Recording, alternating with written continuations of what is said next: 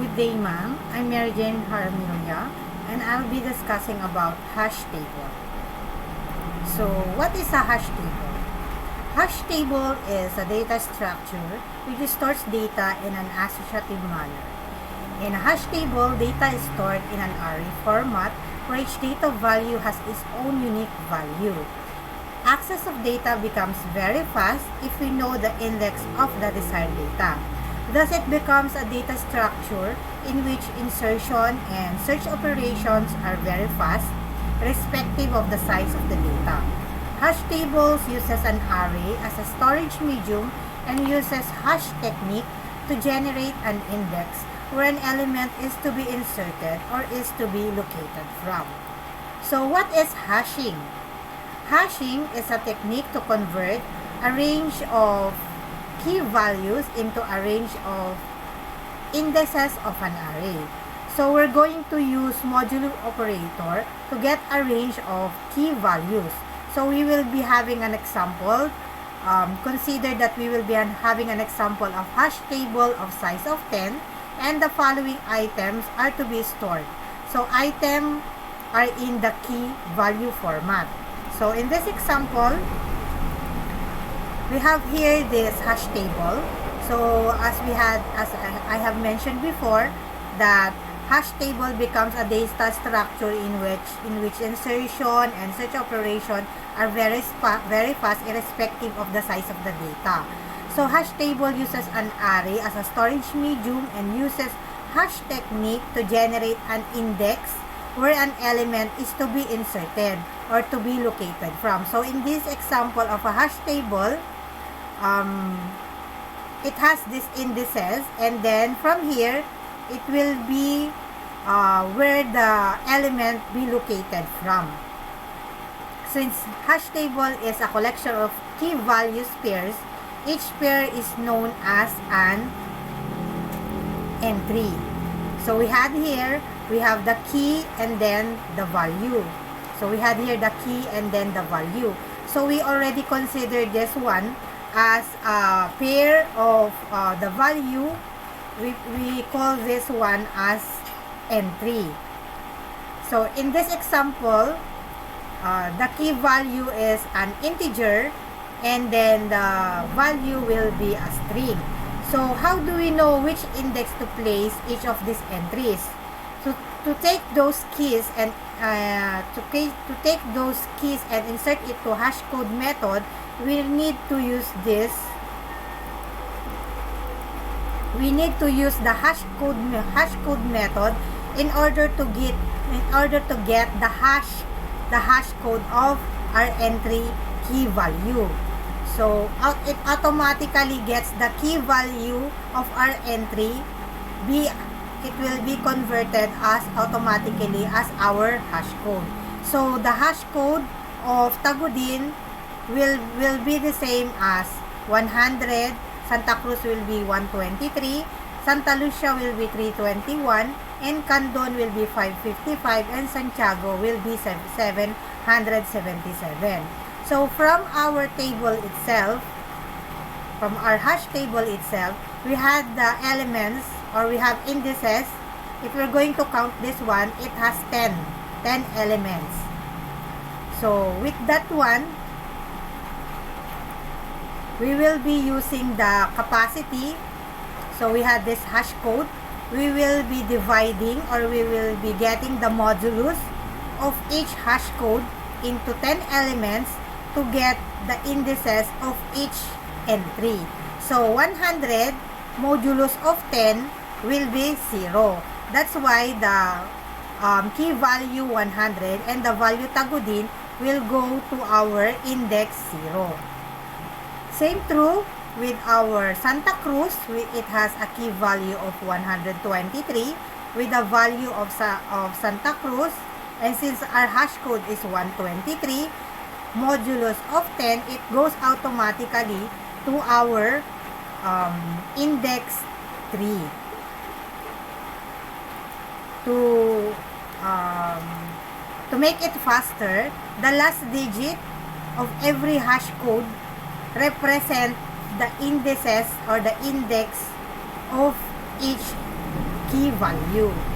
So, like this one, the 321, it goes to our first index, into our index 1. And then, for our Candon, it goes to our 5th index. For our Santiago, it will go to our 7th index. So, what will happen if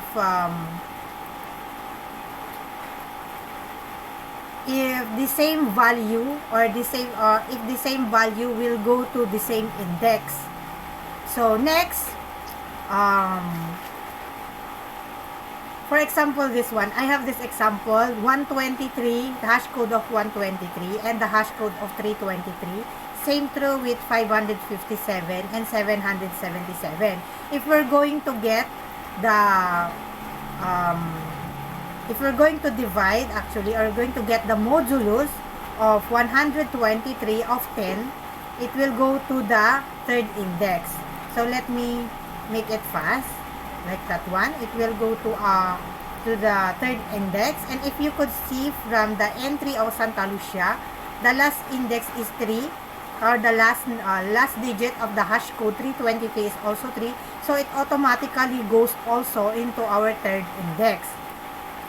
And that happened where then we'll be called this one as a collision, where both these entries have been located at the same index, since we have another entries that's been located in the same index. As you can see, 557 also and 777 has the same end of hash code, and it will go directly, or it will go automatically to our 7th index. And if that happen, that there's a lot of storage or location, we call those one as bucket. And where most common resolution for a collision in hash table is that we will turn each bucket into linked list. If this bucket already has an entry within the first entry, then an address location will also be added to the next entry, and so on and so forth.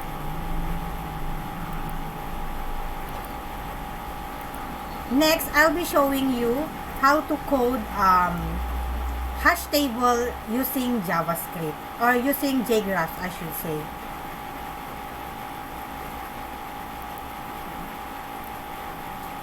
So, I have prepared this one. I have this JGraphs. So, I use the import java.util with the class hashing, and then I already opened the main method and with the close. For this example, I'll be showing you what I have showed in the PowerPoint presentation, wherein I'll be hashing the integer and the string. So, first, I'll be creating the hash table. So, I'll be hashing the integer and the string.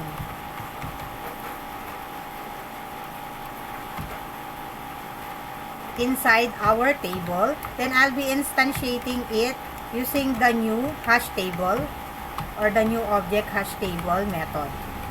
A hash table. And then, I'll be declaring how many capacity. So, the capacity is 10, since I had declared 10 capacity or 10 elements in our table. And then next, I'll be putting the first, where is that, the power presentation? I'll be putting in the table, so I'll be using the table to put the entry 100 integer and the string, which is Tagudin. So, I'll be copying this one. Minimize ko lang po siya. Because, yan. And then, ilan ba yun? 5. So, from here, it is 123. And then, I have 321. And 555. And then, 777. Tagudin. So, I'll be starting from Tagudin, then Santa Cruz, and then Santa Lucia. So I just use the different towns, different municipality of Ilocos Sur, Santa Lucia, then Candon, and then Santiago. So I already put the integer. This is our key 100, and then the value tagudin.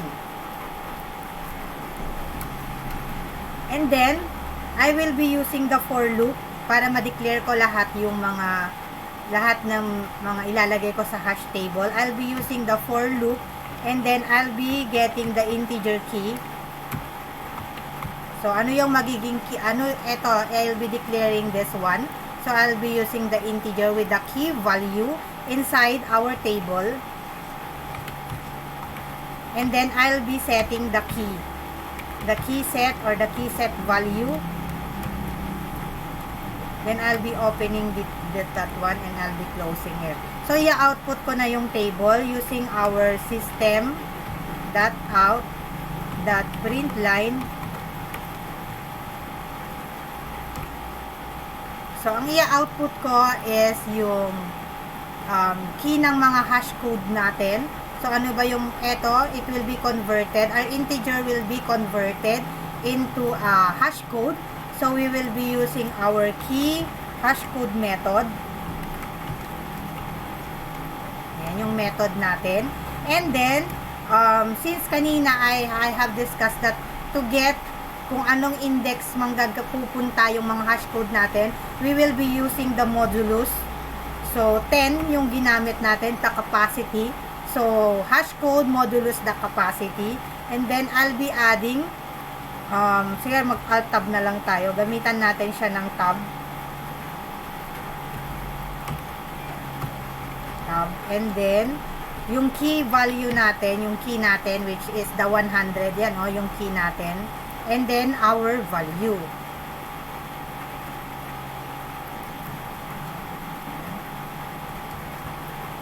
Tab natin.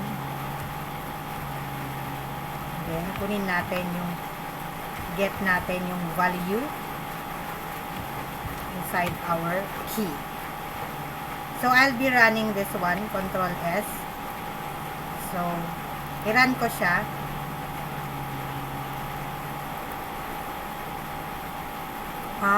I have a problem here. Nagkulang ako ng closing. Close. Okay, then I'll be running this one. 3 errors daw.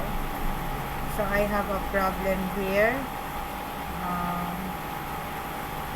For integer table key set. Sumobra ako dito ng isa. Ayan, Control S.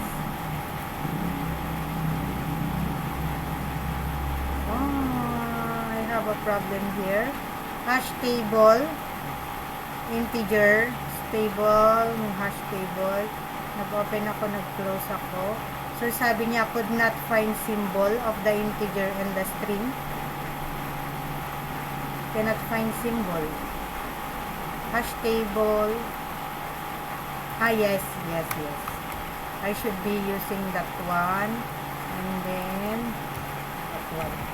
Kasi wrong pala yung pinambukas ko. Ang dami kong error. And then, dito pa ako. For table that key set. Integer key, table that, capital set.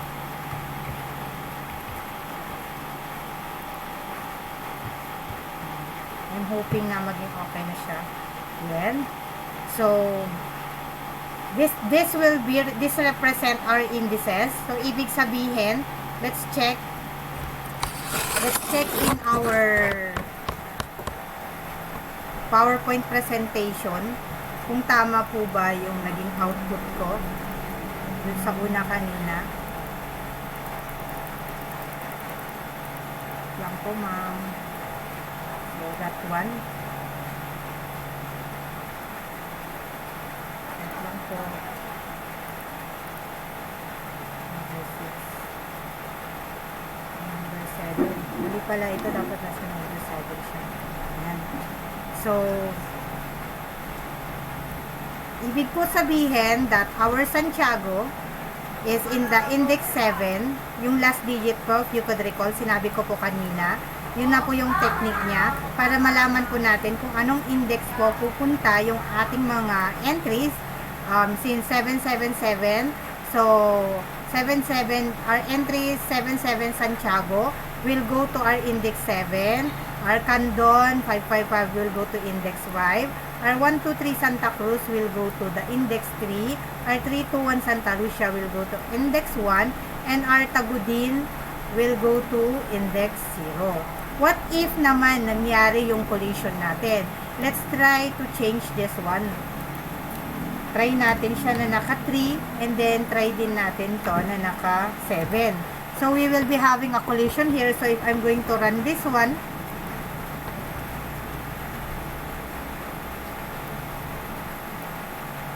yan po, it goes to the same index. So papasok po silang dalawa, the same index. So we call that one as a collision. And since nagkaroon na siya ng marami, nagkaroon ng twice na sa isang index is may dalawang pumasok, ibig sabihin nito, we call this one already as a bucket which created a linked list. So pag marami na yung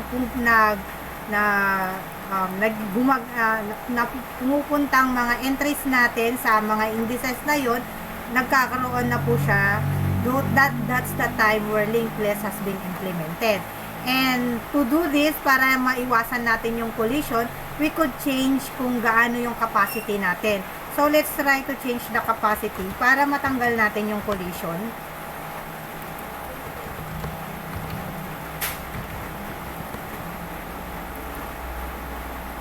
So I'll be running this one. Yan. So wala na po siyang collision kasi I changed the capacity or the number of elements inside the table. So ibig sabihin that 123 will go to our table or index 18, 100 will go to our index 16, 557 will go to our index 11, 323 will go to our index 8, and 707 will go to our index 0.